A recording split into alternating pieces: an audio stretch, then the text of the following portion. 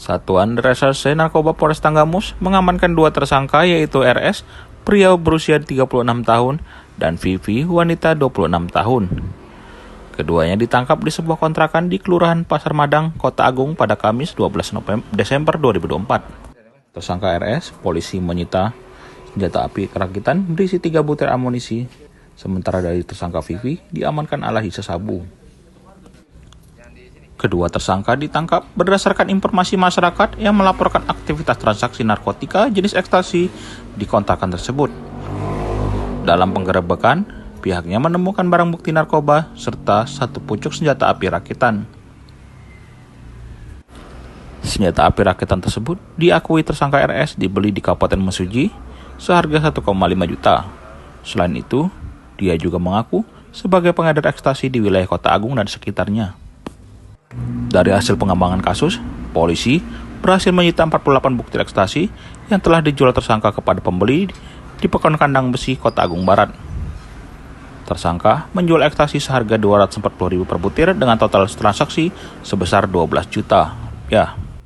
Dapat kami jelaskan, kami melakukan penyelidikan opsional kami tepatnya di Wai Taman. Kami bisa amankan 2 orang sepasang antara inisial R dan V di dalam kontrakan. Dalam kontrakan itu kami menemukan BB ya, barang bukti setengah butir ekstasi dan senpi rakitan dengan amunisi 3 butir amunisi. Itu yang bisa kita amankan. Berikut ada buku rekening dan ATM.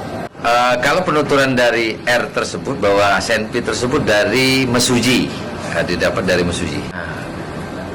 Kalau penyampaian dari R menyampaikan bahwasannya baru kali ini memesan jumlah yang cukup agak banyak, sekitar 50-an ya, 50 butir sampai 60 butir ya, 60 butir yang disampaikan oleh saudara R, yang akhirnya kami dapat temukan mungkin sisa dari 48 butir dari saudara MZ di Pekon Kandang Besi.